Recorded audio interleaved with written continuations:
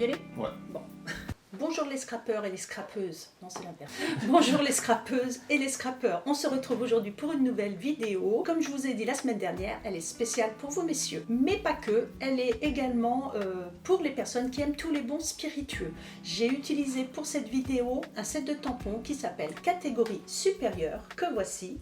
Et je vais vous expliquer entre autres comment donner un aspect du verre à votre carafe. J'ai juste oublié de vous donner la liste du matériel. Il va vous falloir du papier cidre à la cannelle, du papier noir nu, du papier brune dune, du papier blanc, du papier fenêtré, un morceau de papier métallisé or et des feuilles adhésives spéciales découpe pour la machine. J'oublie aussi les poinçons couture tendre douceur, chic étiquette, les blends comme d'habitude, de la Memento, de la Stazone et l'encre brune dune et la brosse à estompe. Jusqu'au 31 mai, vous pouvez rejoindre mon équipe, c'est-à-dire que vous ferez du scrap comme moi et vous aurez plein d'autres avantages. Vous choisissez un kit d'une valeur de 207 €, mais vous n'en payez que 129. C'est quand même une offre exceptionnelle que Stampin' Up vous propose. Si vous souhaitez me contacter, vous avez différents moyens. Dans les liens ci-dessous, vous avez soit mon Facebook et vous pouvez me joindre par MP, ou alors vous allez sur mon blog et vous avez un petit onglet Contact. Et on se retrouve maintenant pour faire la création.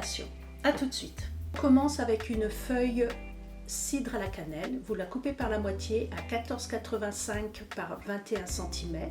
Puis vous pliez en deux dans les 21 cm pour obtenir une carte qui fait 10,5 par 14,85. Vous prenez un papier noir nu que vous découpez à 13,35 par 10 cm, c'est-à-dire que vous ôtez 0,5. Vous faites la même chose avec un papier brune dune, donc vous le découpez à 12,85 par 9,5. Vous prenez une chute de papier blanc, un morceau de papier fenêtré, un petit morceau de papier métallique or. Donc la carte que je viens de vous présenter est au format paysage, mais nous allons la réaliser au format portrait. On utilise le set de tampons catégorie supérieure qui est très bien adapté pour vous messieurs. On prend le motif du verre que l'on va tamponner en ton sur ton, c'est-à-dire en brune dune, et vous faites attention de commencer dans un coin du papier et d'équilibrer votre motif sur toute la page. Comme vous pouvez le voir, ça vous fait un fond très original et ça évite d'avoir une base toute neutre. Donc là, j'ai fait un petit détail dans le haut de ma carte. C'est vraiment pour faire un rappel au niveau des cols des chemises ou des manchettes. C'est vraiment le petit détail qui tue. C'est le petit détail qui vous immerge vraiment plus dans le thème de la carte masculine. Donc sur votre papier noir, il vous suffit de prendre le plioir en os et de marquer un petit pli dans le haut, dans le coin supérieur. On va ensuite coller le papier sur votre base de carte. Puis je prends le papier brune dune, je me positionne par-dessus et je regarde à quel endroit je dois faire mon pli. Il doit être légèrement plus grand pour que ça se superpose. Puis vous déposez un filet de colle tout autour et vous venez bien centrer, pareil, sur votre papier noir. Et la petite différence aussi pour donner un aspect un peu plus vieilli à ma carte, j'utilise la brosse à estompe avec l'encre brune dune pour estomper les bords tranquillement. Ça nous rappelle encore cet univers de cave et de vieux tonneaux, de couleurs ambrées et vieillies pour vraiment un aspect vintage. Maintenant, on va passer à la partie technique. Je vous explique comment on va donner un aspect de verre à la carafe. Vous prenez votre chute de papier fenêtré et de l'encre Stazone. Très important cette encre car elle est pour tout support et sinon vous ne pourrez pas obtenir un motif précis sur le papier fenêtré. Vous prenez la carafe et on tamponne dessus. Une fois que vous avez tamponné votre motif, vous le laissez bien sécher sur le côté. Vous n'y touchez plus, ça a son importance. Maintenant, on va nettoyer le tampon avec un produit spécial pour enlever l'encre Stazone dessus. Si vous ne le faites pas, vos tampons resteront tachés. Donc, je vous conseille de bien regarder comment je procède. Vous prenez votre papier blanc et vous allez tamponner. Par contre, ici, on prend l'encre Memento pour tamponner la carafe dessus. Parce que ensuite, on va passer au coloriage avec les Stampin' Blend qui sont à base d'alcool. Donc, très important de respecter les contrastes entre l'eau et l'alcool pour pas que les motifs se diffusent.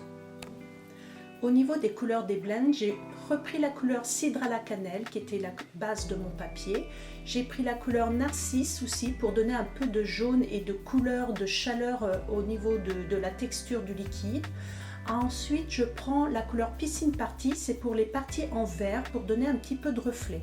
Et le blend le plus important, c'est celui qu'on appelle le nuanceur qui est blanc, où je vais ôter quelques couleurs par endroit pour vraiment avoir une impression de lumière qui se reflète sur la carafe. Maintenant que le coloriage est fini, nous allons reprendre notre papier fenêtré et les feuilles d'adhésif. Donc vous allez ôter la première pellicule et la coller au dos du papier fenêtré, au dos de votre motif.